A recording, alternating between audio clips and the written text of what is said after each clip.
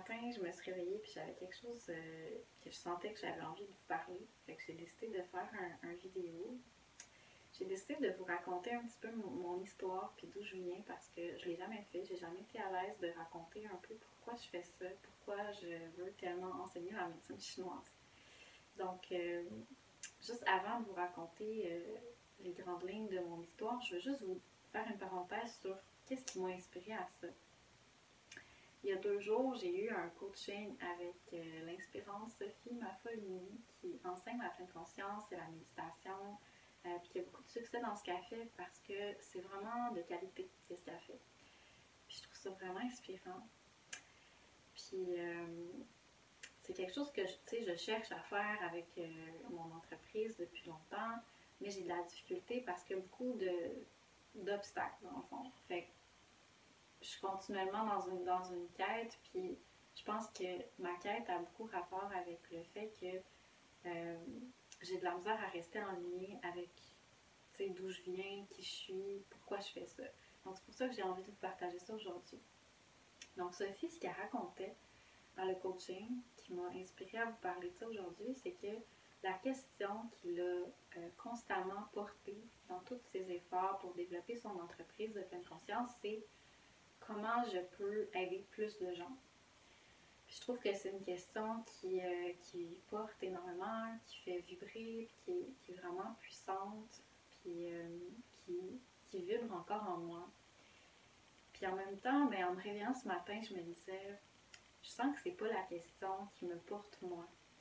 Parce que même si c'est quelque chose de vraiment beau, puis qu'on veut tous d'une certaine façon aider plus de gens, avant même que je découvre la spiritualité quand j'étais jeune, c'est quand j'étais enfant, adolescente, puis que je cherchais ma carrière, mon identité, la question qui était constamment en moi, c'est comment je peux, dans une vie c'est tellement court, comment je peux, dans le temps court que j'ai dans ma vie, aider les gens le plus possible. Donc, le mieux possible, en fait, parce que c'est très, très facile d'aider les gens, mais sans avoir un impact réel, d'aider, de faire du bien, mais en même temps que au fond final, ça revient au même après X, Y, Z événements. Donc, il y a beaucoup de sortes d'aides. Je peux donner des exemples. Par exemple, si tu aides les gens à se nourrir, ben, d'une certaine façon, tu les aides à vraiment aller mieux, mais en même temps, au bout d'un certain temps, tu peux créer une accoutumance à ça au lieu de les aider à percevoir pourquoi ils n'arrivent pas à se nourrir. Donc, il y a vraiment comme des filons, puis des fois, il y a beaucoup de gens, moi j'observais ça quand j'étais enfant, beaucoup de gens qui ont passé toute leur vie là, dans l'aide humanitaire ou dans des causes, puis finalement, au bout de toute leur vie, même s'ils ont eu de l'impact et ils ont aidé des gens, ben, ils se rendent compte que finalement, à quoi ça a servi, parce que il y a tout le temps d'autres facteurs qui viennent travailler dans le sens inverse de ce qu'on fait, donc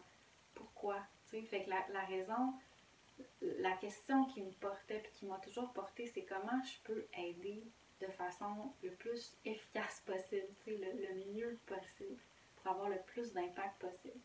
Fait que c'est vraiment la question qui me portait, puis à chaque fois que je cherchais, je me disais, ok, je pourrais faire ça comme carrière, mais finalement, je trouvais d'autres choses de mieux qui me permettaient d'avoir plus d'impact, puis finalement, que ça fasse une plus grosse différence. Fait que je changeais comme ça constamment, jusqu'à ce que je découvre la gnose.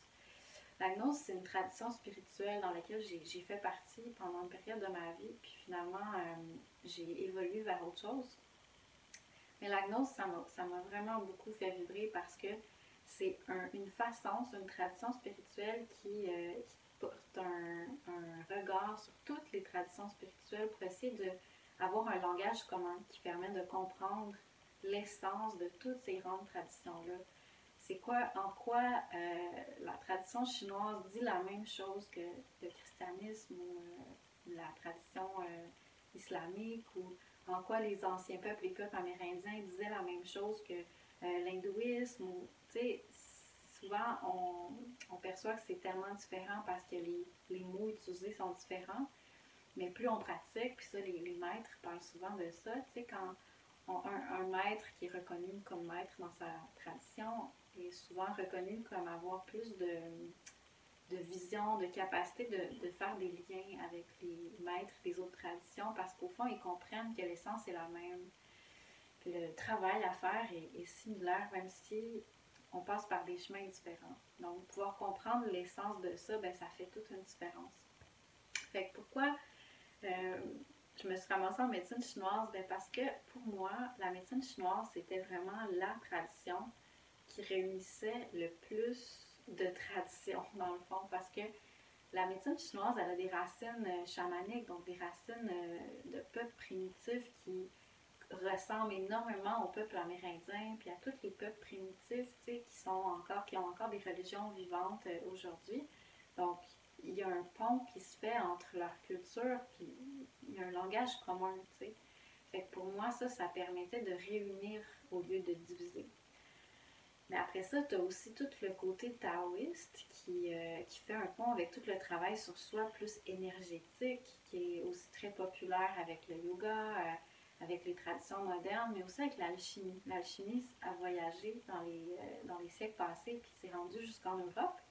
Puis en Europe, il y a toute une tradition d'alchimie qui est super importante, puis dans une certaine époque qui a été super populaire, puis qui vient en fait, il y a des racines en Chine ancienne avec le taoïsme. Et puis, ben, ça rejoint aussi l'hindouisme, toutes les traditions du yoga, parce que ces cultures-là ont grandi de façon très proche, très rapprochée. Donc, il y a eu beaucoup d'échanges culturels. Après ça, ça rejoint évidemment toute la tradition bouddhiste, que même si elle est née en Inde, elle s'est diffusée, infusée dans la culture chinoise d'aujourd'hui. Fait que ça va vraiment toucher à tout le travail sur soi qu'on peut faire avec le bouddhisme. Puis après ça, ça rejoint même, je trouve, ça rejoint même les traditions plutôt musulmanes et chrétiennes, entre autres musulmanes à travers la tradition soufie, parce que les Arabes ont été des grands vecteurs des cultures asiatiques, dont la culture chinoise, à travers tous les voyages de commerce puis tout ça qui a eu lieu. Donc, je trouve qu'à force d'étudier la tradition soufie, qu'il y a une profondeur qui est transmise, qui est très, très, très proche des traditions taoïstes et bouddhistes et chinoises qu'on retrouve, mais qui est comme exprimée dans un autre langage puis qui fait du bien. Donc souvent, je fais des liens avec les traditions. Récemment, sur le groupe Facebook, on parlait de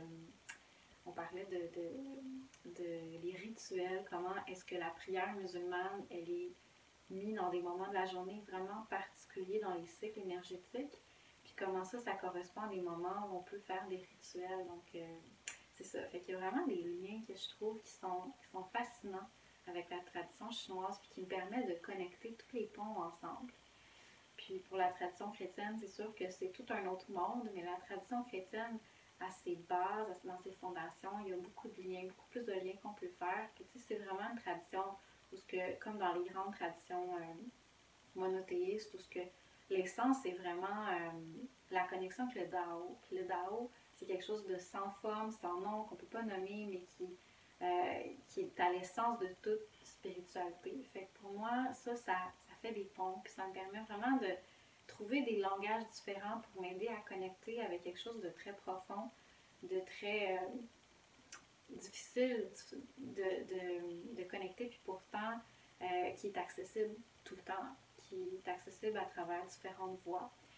Fait que c'est ça qui m'a inspirée à faire ce que je fais. Fait que je voulais vous raconter ça parce que pour moi, j'essaie vraiment de faire des ponts entre les différentes traditions. Et puis c'est pour ça que j'ai choisi la tradition chinoise pour être capable de toucher le plus possible en profondeur, puis en même temps de connecter les ponts, de ne pas diviser, mais de connecter dans une tradition commune de travail sur soi, de spiritualité, puis d'apporter quelque chose de mieux dans le monde, puis en commençant par soi. Donc, ben, c'est ça que je voulais te raconter aujourd'hui. Donc, j'espère que ça fait du sens pour toi. Puis, si jamais tu veux me partager, qu'est-ce qui t'inspire dans la médecine chinoise, puis pourquoi la sagesse chinoise ou la sagesse de la tradition que toi, tu suis, pourquoi c'est celle-là que tu as choisie. Ça me ferait plaisir de t'entendre. Donc, ben voilà, bonne journée.